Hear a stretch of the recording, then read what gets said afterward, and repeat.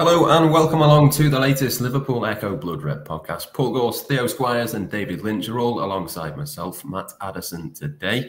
We'll obviously be talking about the game with Lyon that Liverpool played over the weekend and the training camp so far as well. But firstly, Gorsty, we can see from your backdrop that you must be having a decent time over in Dubai. Anyone who's not watching on YouTube, it looks like a nice little warm weather training camp for yourself as well as Liverpool's players at the moment.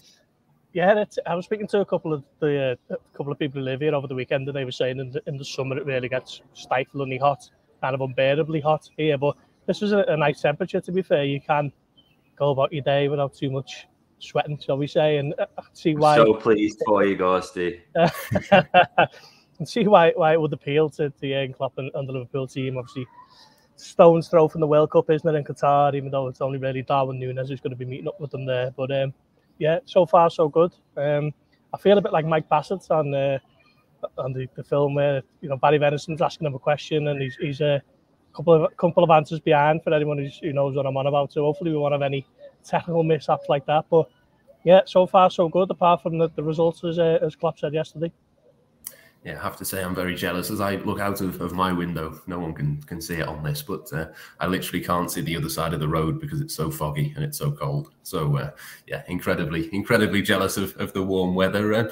What sort of things have you got coming up over the next few days? I mean, obviously the Milan game on Friday. Is there a sneak preview of any bits you've got in store over the next few days you can give us? Yeah, managed to speak to Calvin Ramsey after the game yesterday, so we'll have that chat coming up.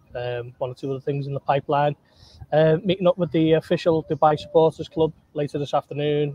Looking to do a little piece on them before the Milan game, and yeah, just generally whatever else is happening. It's obviously a busy time for the club, isn't it? But it's a little bit different in terms of, I'd liken this to more of an Evian trip for Liverpool, or a Saalfelden in Austria, as opposed to United States or Thailand. There's no real massive commercial opportunities for Liverpool here. It's very much about work, football work, and that seems to be the order of the day so far. Jurgen Klopp didn't want any real massive off-the-field distractions, from the real stuff, which is about getting everyone as prepared as possible for surge up the Premier League table in the new year, because Liverpool, let's face it, they need it, don't they? They're not.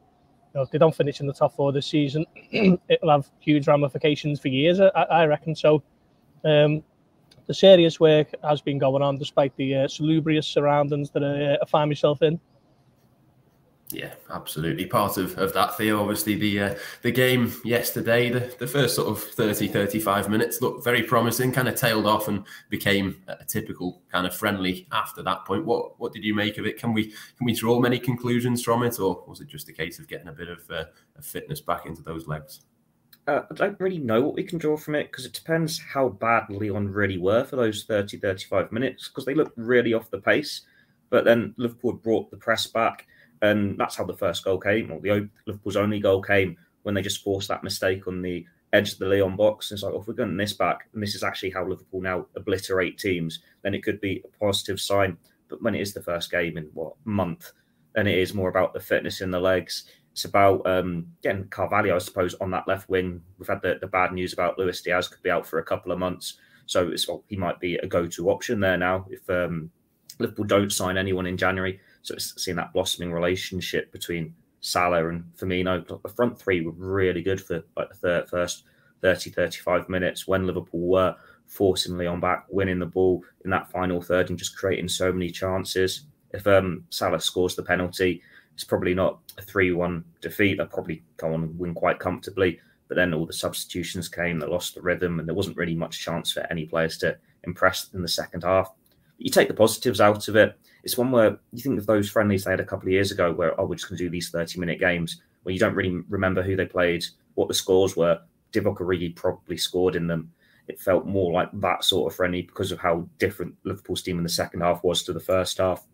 In the end, though, it goes down as they lost the penalty shootout, they lost the game, but Jurgen Klopp will take the positives. And then it's on to AC Milan next week and then back to the real stuff.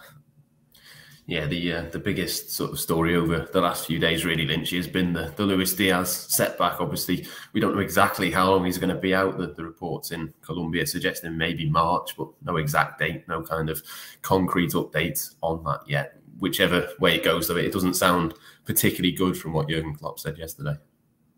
Yeah, it doesn't, and it's a huge blow. It sort of makes you sort of question things a little bit as well in terms of, you know, was the initial diagnosis correct? You know, will Liverpool feel that the processes should have been better around that? Because it doesn't look great when you don't opt to go down the surgery route initially, and then, you know, the player comes back essentially and is ready to go, and then still feels discomfort, and then you do have to, you know, you do have to have surgery and look at it again, and now, you know, you're losing basically 6 months of the season, aren't you, from him, which is just a major blow. And I think, you know, Liverpool, you know, didn't need that, particularly with Jota being out at the moment. And I think, you know, there's a bit of a vacancy on that left hand side now, and you know, you just wonder how good can they be in a period where they haven't got one of their top level elite players or elite forwards in that front line on the left hand side. You stuck maybe using Darwin Núñez out there, where you probably prefer to have him in the centre forward position, or maybe Fabio Carvalho, who, you know, huge talent but very young. So yeah, it's a bit of a major blow, really, and you just hope it's something that Liverpool can still manage to muddle through without him. And you know, they made an encouraging start on that front. You know, you'd say in the first half yesterday, I think, you know, Theo was right to say that they were very good in that time, and the pressing was really encouraging. Maybe that's something that, you know, Fabio Carvalho can come in and do. And we know as well from his time at Fulham and already his Liverpool career that he's a player with goals in him, isn't he? So that sort of makes you think that, you know, maybe he can step up. But it is still, you know, it remains a big ask. But yeah, you know, the Diaz news is not what you want, especially because this sort of period was seen as a bit of a reset, really, after a disappointing start to the season in the Premier League. So it was, you know, to have him back, it felt like a new signing going into this second period, and to lose him again is, yeah, just a big blow, really. You just hope they can get Jota back as soon as possible to maybe sort of mitigate for that. Yeah, that's the thing, isn't it? With Diogo Jota being out as well, it's 2 out of the 5. It obviously still leaves you with the 3, but it doesn't give you much in reserve. I mean, we've spoken a lot, Gorsty, about the need for more depth in midfield in January, and that being a necessity. Does this make it maybe a bit of a necessity that they might need another forward as well, or is that possibly one step too far? No, I've said for a while on this pod that I think it was a bit of a mistake letting both Minamino and Origi go without at least recruiting someone who can play that kind of role, that reserve role for, you know, cup games, or, you know, when you're rolling the dice and you need something off the bench. I think it was foolish to just leave it the way it was, and this only adds to that, doesn't it? You know, there's talk of Diogo Jota being out until February, Luis Diaz. Nothing official on that. I was doing a little bit of a digging around on Saturday morning, trying to establish, you know, what the latest was, and everything was pointing towards Liverpool. We're still waiting on the results of the scan. You know, Diaz flew back to Merseyside from Dubai on Friday and underwent tests, and they were still waiting on the results. But, you know, the journalist who kind of broke that story Friday night, Pipe Sierra, well, we know he's quite close with Diaz's kind of entourage, don't we? So that wouldn't be too much of a shock if it was, you know, on the money. And I asked Klopp about Diaz after the game yesterday, and he described it as a proper smash in the face, and wasn't. I mean, you know, he seemed to, the way he answered the question, it seemed to suggest he knew that Diaz would be out for a significant amount of time. So, you know, his season's been wrecked, really, hasn't he? He's going to come back possibly in March time. It's going to take him a little bit of time to get up to speed, and by then, you know, there's not that much left of the season to go, and Liverpool might not have a whole lot to chase when he does return, and it's a little bit similar for Jota, who there's another one who's had a season wrecked, really. He didn't return, did he, until the Merseyside derby in September, I think, and still hasn't scored since the equaliser at City back in April, and he's had injury problems that have kind of ruined his season as well. So, you know, while Liverpool don't recruit for the long term for players who are out for 6 to 8 weeks or a little bit longer, I do think that it was a mistake not doing any business attacking wise in the summer, and I think they really need to do something in January. Yeah, it becomes sort of even more important as well. Lynch, I'll let you come in next on this one. But when you think of sort of Roberto Firmino's contract running down, Jota has had a few injuries in the past. There is a lot to think about in that area as well, it seems, at the moment.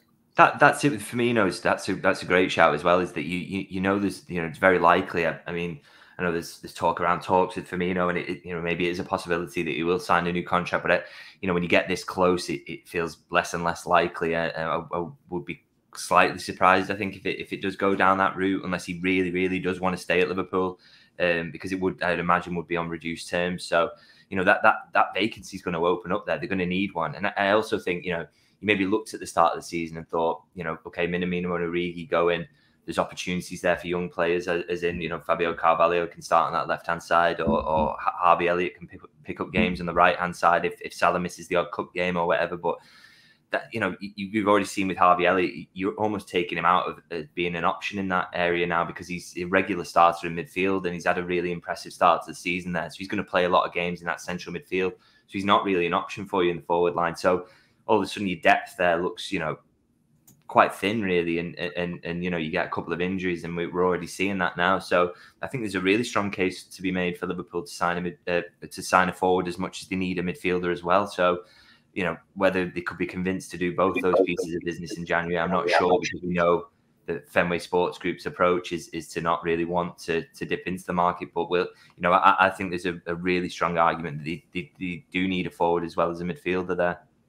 What makes it harder to swallow is that the second half of last season, they had 7 senior international forwards, and that was almost by accident. Like, they signed Diaz 6 months earlier, and partly they'd known at that point that Sadio Mane wanted to leave at the end of the season. So realistically, they were talking with 6. That would be the aim come the summer.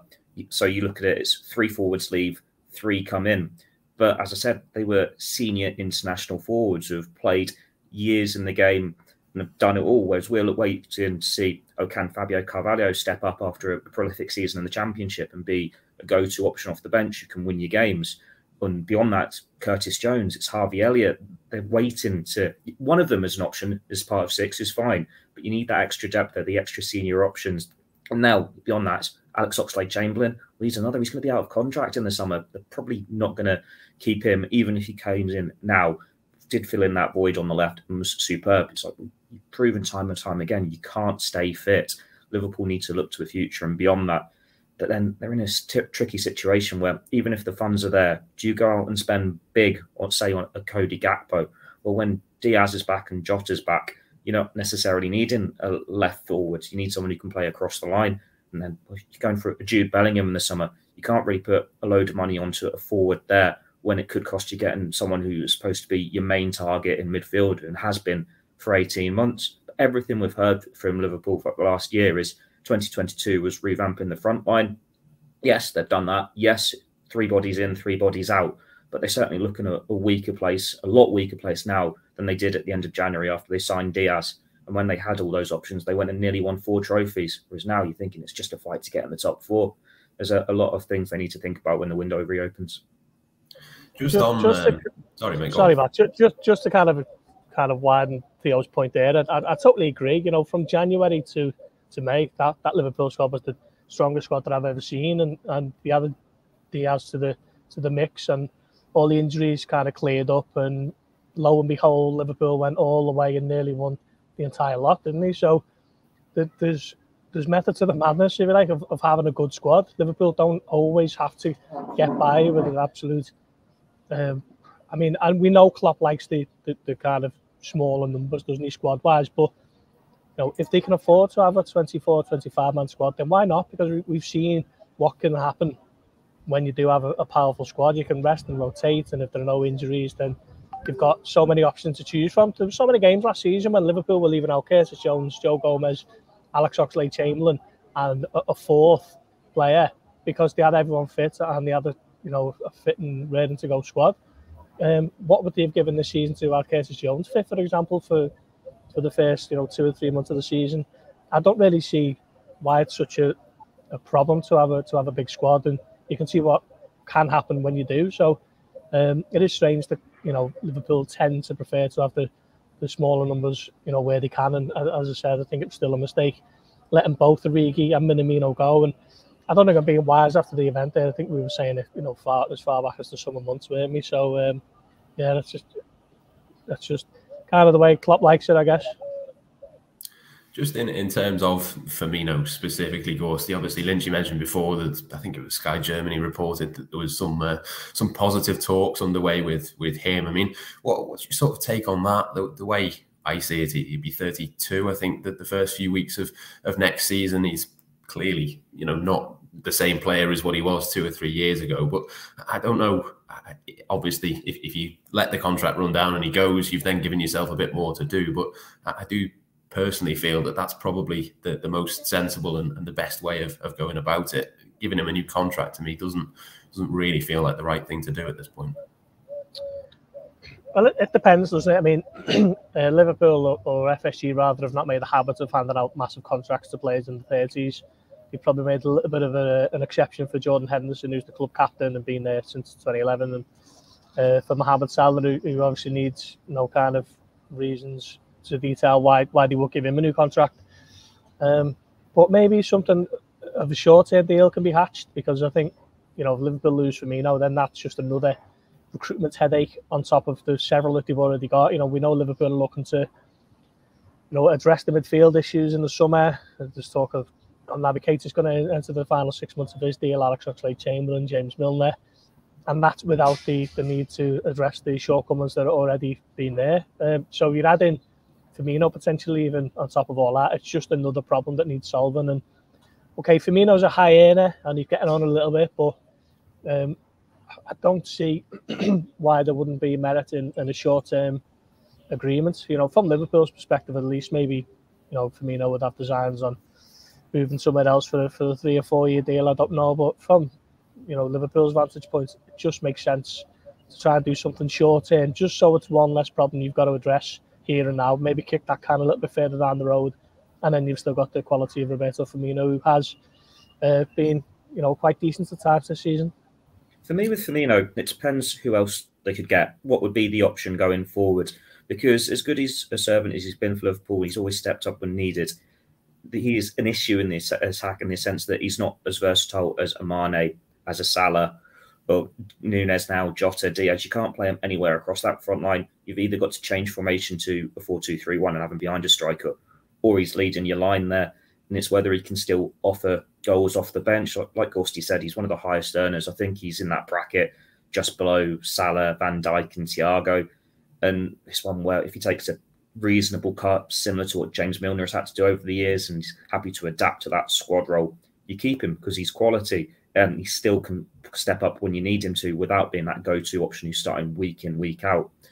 But then, because if he is only this limited option there and you can get another forward and use his wages and use the transfer fee to go and get someone there, and you say, well, Mohamed Salah, he's getting older, he's going to play more central rather than on the right, or we've got Ben Doak, Cade Gordon, Harvey Elliott, they can fill those roles on the right. It's about looking at the overall attacking package, what positions are covered with the depth around the squad. So that's where Firmino fits into that. He's a great option to have as backup, but it's in the context of what else they've got around them and what that needs to go where. Because at the moment, a takeover hasn't happened. They're not anywhere near anything yet. It's just the speculation stage. He's not the sort of player where you can have a £200,000 a week player on the bench, only offering little bits now and again if your funds are going to be stretched. But if you're in, say, a City situation and you can just put your squad with as many players as you want, as much quality as you want, of course you keep them there. And we've got to remember as well, before last season, he was a player who very rarely got injured. And this year, his availability has been really strong again. You'd potentially see him not playing for Brazil in the future. So that's another one. We've seen how that's benefited players. So there are definitely pros and cons to it. It's something Liverpool got to weigh up in the next 6 months. Yeah, certainly something for them to think about. I mean, Theo mentions a few young players there, Lynchy. There was a couple of those that impressed over the weekend. Stefan Bajcetic was one of those, possibly could come into the midfield thinking next year. He's obviously someone that we've had our eye on for a little while now since he came in. He's impressed, but I thought it was really impressive that he looked good in a team of first teamers alongside Thiago and Elliott until Elliott went off. He looked really, really confident and composed and assured. Yeah, I think that's been one of the themes of his season so far is when he's made those little cameos in the Premier League and you've seen him alongside the first teamers. He's never really looked out of place. He's so sort of comfortable in possession. He'll take it in tight areas and puts himself about a bit as well. And I think the only thing he possibly lacks is the physical quality at the moment because he's so young. But that will obviously come with time. But in terms of, the first things you want to look for is do they look like they've got a lot of time? And that is something that you would say about him, is that he never looks sort of flustered, very calm. And to be doing that coming into senior football is sort of testament to how big a talent he is. And I think he's one that you definitely think has got a really good chance of making an impact at Liverpool in the near future.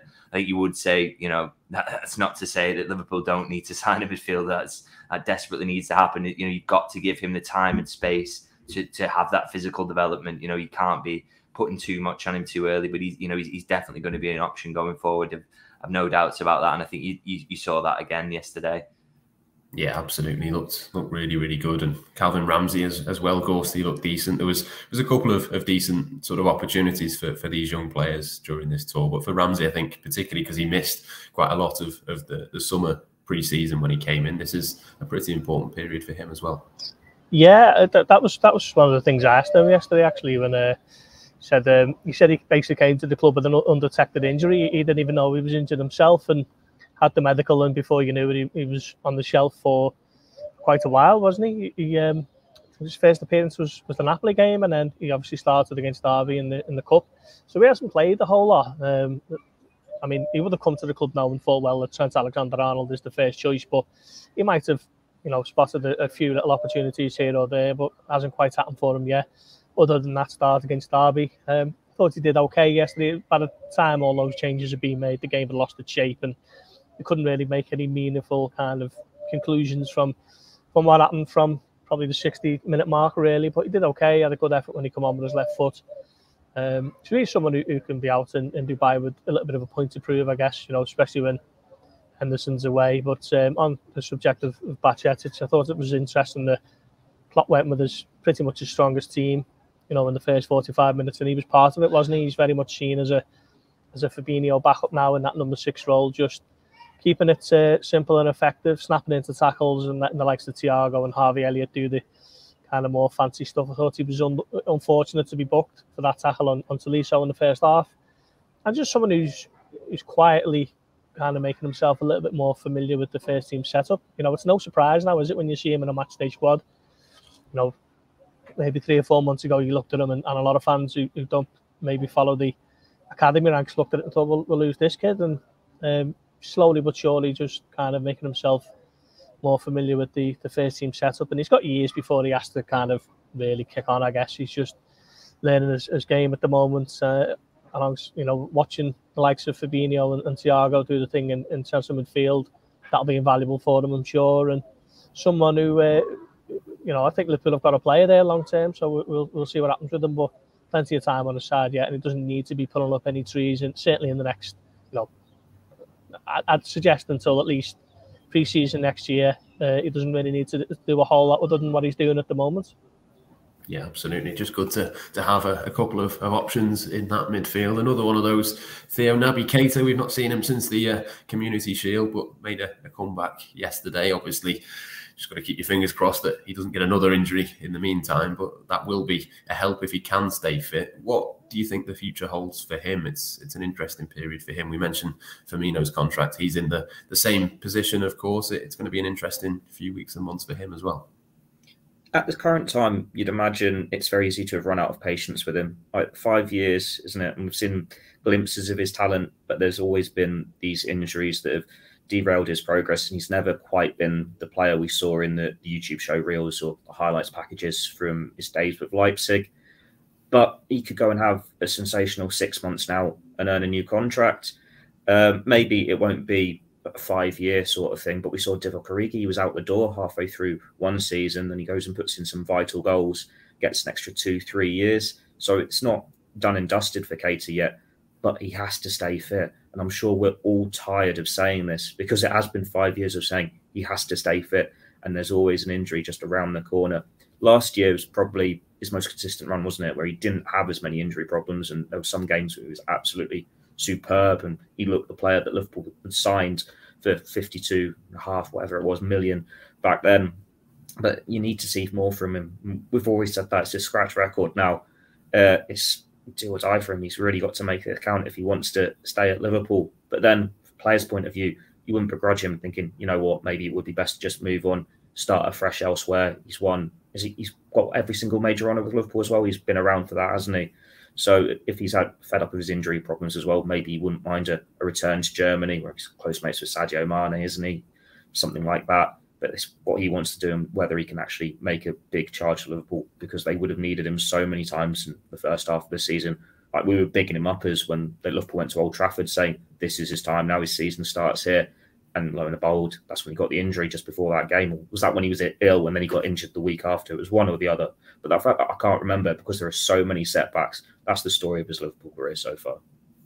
I suppose the thing is with him, though, Lynch, even if Liverpool have made their minds up, and we don't know that at this point for sure, it does seem more likely that he would leave. But in this 6 months before he becomes a free agent, I suppose he's kind of got to earn that next move. What that next move looks like might be determined to some extent by the performances that he puts in for Liverpool in that period. Yeah, we've seen in the past that players who've sort of tended to have terrible injury records, you know, in the final months of the contract, when it's coming up to the time to get a free transfer somewhere, they suddenly become, you know, available more frequently, maybe more willing to sort of play through little niggles and things that they maybe wouldn't be able to play through in the past. And because you know, your future's at stake, you are playing for that next move. And I think, you know, for Keita, that's vitally, you know, it's, if he does go back to Germany, for example, what level of club is going to take him? Is it one that's around the Champions League places, or much further down because they don't believe he's reliable enough and he can't, you know, can't contribute regularly enough? You know, as much as they might think that, you know, maybe the Bundesliga possibly less physically intense and that will maybe suit him better, I still think, you know, he's got to show that he's got the quality level to play at that, you know, in those upper echelons of the Bundesliga, if that's where he wants to go next. And yeah, and prove he's worth it. And I think, you know, as much as we, you know, I know I've criticised him in the past, but you know, in terms of not availability, because I think there's nothing you can really do about that. But I think in terms of his performances, but I think, you know, you just look at last season and how important he was to not just the team as a whole, but, you know, he made an awful lot of appearances in a team that won every week. But he was vital for keeping other players fit as well. You know, being an available option in that midfield. You know, the Liverpool suffered so few injuries last season. You know, it's you know, it's because you know, they didn't have injuries in the first place. Almost, it's that, you know, it creates that sort of virtuous cycle of, you know, if you have a bigger squad, you can keep everybody fit. And that was something that Liverpool, they got on a roll with that last season and kept it going to the end of the season. And that's why they challenged for 4 trophies. So, you know, I wrote a piece about this the other day for Liverpool.com in terms of saying, you know, they don't need Naby Keita to suddenly become the player that they saw on YouTube beforehand. They don't need that in this final 6 months of his Liverpool career. All they need him to do is to do what he did last season. And that, for me, was his best Liverpool season. Just be available between now and May, you know, and be a regular rotational option and come in and do as well as he did last season. And that will be a really good, strong end to his Liverpool career, and should also help him sort of earn the next move. Yeah, that'd certainly be a big boost, wouldn't it, Gorsty, to have sort of him able to do that. There's no guarantee with it, but we are starting to see now the World Cup coming towards the end. We're kind of seeing when players are going to be back. I think Darwin Núñez back with his teammates today, is that right? And then a couple of, the rest of those players back on Merseyside next week. But we are starting to see what that squad might look like for the Manchester City game, and kind of what Jurgen Klopp might have to play with in these couple of matches. Yeah, it's a really good point from Lynchy in terms of that virtuous cycle point with the injuries. You know, if you're not over-reliant on players, then you don't get injured because they're not playing every 3 days, and therefore you've got that cycle where you're not, you know, mired in injury problems, which is what Liverpool have been since pretty much the first kick of the season, haven't they? So yeah, I mean, it's a really big time for Naby Keita, to be honest. Klopp said yesterday that he played half an hour yesterday, and he should be able to play a little bit more against Milan. So maybe we'll see him from the off, and he might get 45 minutes, he might get an hour. But entering the final 6 months of his Liverpool contract, if he wants to stay, he's really got to start, you know, doing a little bit, and hopefully that'll equal a strong end to the season for him. But we're still here talking about Naby Keita. Liverpool have tracked Naby Keita since, you know, 2017, and he eventually joined the club in 2018. He's still the 4th most expensive player in Liverpool's history.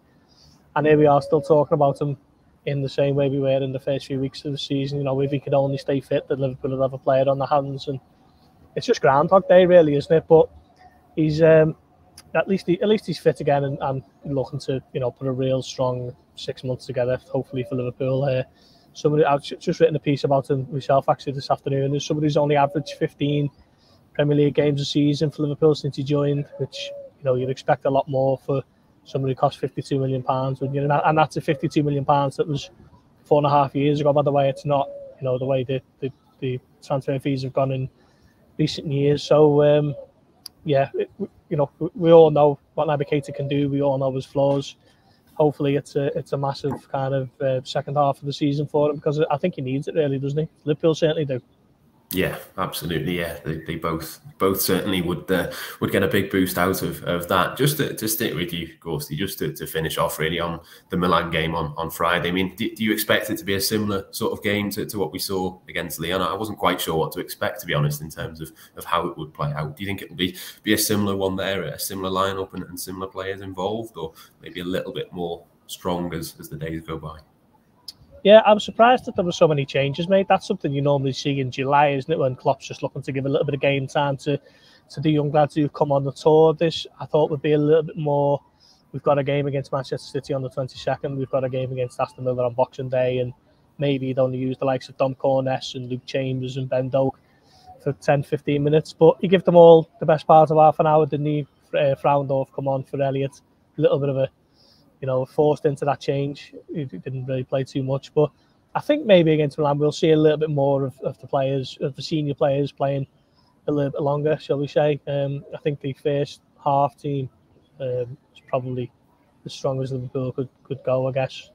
We might see something maybe approaching the hour mark, something similar on Friday. I think Liverpool needs to step it up a little bit if they've got that game against City to come, and then of course the game against Villa on Boxing Day. So maybe we'll see the seniors play a bit more, because I'm surprised we didn't yesterday, if I'm honest. But I thought it was big for Joe Matip to come back his first minutes since Arsenal in early October, and I thought he was excellent, to be fair, in the first 45 minutes. Didn't give Lacazette or Dembele a sniff.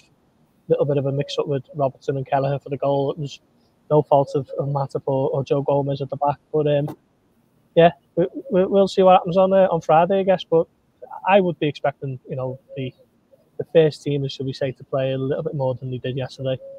I'll tell you what happens on Friday. Divock Origi scores.